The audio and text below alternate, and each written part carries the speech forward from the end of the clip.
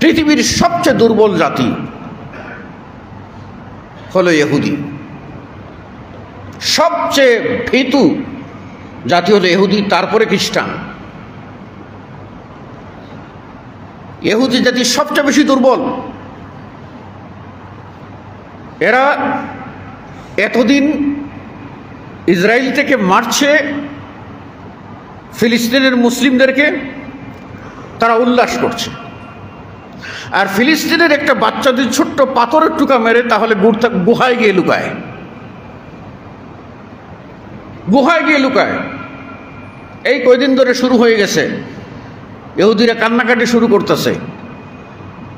আগে তো এরকম মায়ের পড়ে নাই দুই একটা, এই জন্য কান্নাকাটি শুরু করেছে এবং তাদের মন্ত্রীকে ধরে রাস্তায় আটকে দিয়ে গোলমাল শুরু করছে। আর যুদ্ধ না, তারা আপিল করতেছে রাস্তায় বের হয়ে, মুসলিম মুসলিম, যুদ্ধ না, যুদ্ধ না, যুদ্ধ না। মানে মুসলিমরা যুদ্ধ বাঁধিয়ে দিলে ওরা এমনিই মরে যাবে, ওরা মারা লাগবে না। বুঝতে পারছেন? এতটা ভয় ঢুকবে যে রাসূল সাল্লাল্লাহু আলাইহি ওয়াসাল্লাম বলেছেন ওরা প্রাণ বাঁচানোর জন্য পাথরের আড়ালে গিয়ে লুকাবে। পাথরের আড়ালে, মানে পাথর তাদেরকে যেন বাঁচায়। ওই পাথরের জবান আল্লাহ খুলে দিবেন, তো পাথর বলবে, হে মুসলিম ভাই, আমার আড়ালে একজন ইহুদি আছে, ওকে হত্যা করো।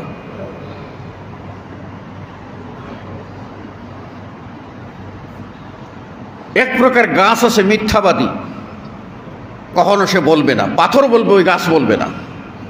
ওই গাছগুলি তারা কবে এই ইমাম মাহদী আলাইহিস সালাম আসবেন আর কখন আপনার ঈসা আলাইহিস সালাম অবতরণ হবেন, তার আগ থেকেই তারা ওই গাছগুলি লালন করতেছে।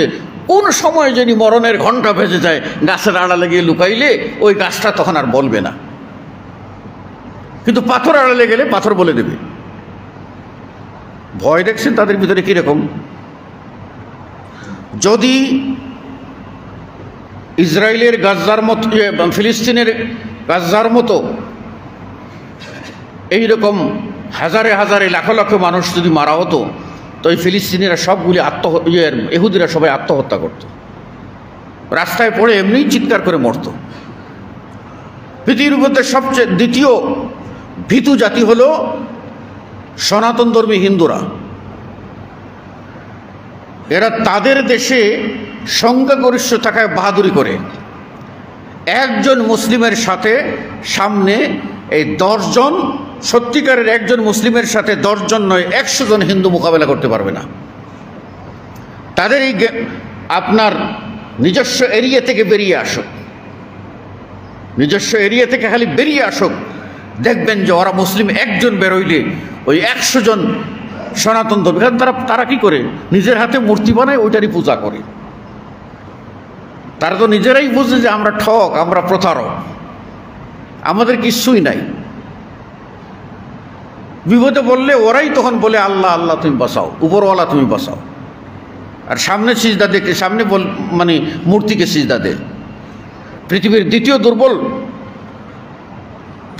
তৃতীয় দুর্বল হচ্ছে আপনার খ্রিস্টানরা। ওরা আল্লাহকে স্বীকার করে, আল্লাহকে ডাকে।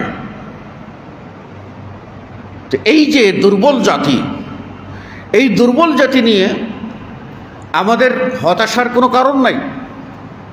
হতাশা তখনই যখন আমরা নিজেরা দুর্বল হয়ে যাব, আমাদের ঈমানকে আমরা দুর্বল করে ফেলব।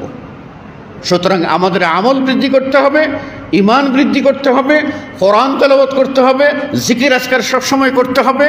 একজন মুমিন যুদ্ধের ময়দানে যেরকম মানে আগের যুগে লোহার বর্ম পরা হতো, এখন বুলেট প্রুফ জ্যাকেট পরা হয়। একজন মুমিনের বুলেট প্রুফ জ্যাকেট হলো আল্লাহর জিকির। একজন মুমিন যদি সকালবেলা উঠে সূর্য ওঠার আগে যদি 100 বার বলে, লা ইলাহা ইল্লাল্লাহু ওয়াহদাহু লা শারীকা লাহু লাহুল মুলকু ওয়া লাহুল হামদু ওয়া আলা কুল্লি শাইইন কাদির, 100 বার, না পারলে কমপক্ষে 10 বার, তাহলে ও সন্ধ্যা পর্যন্ত,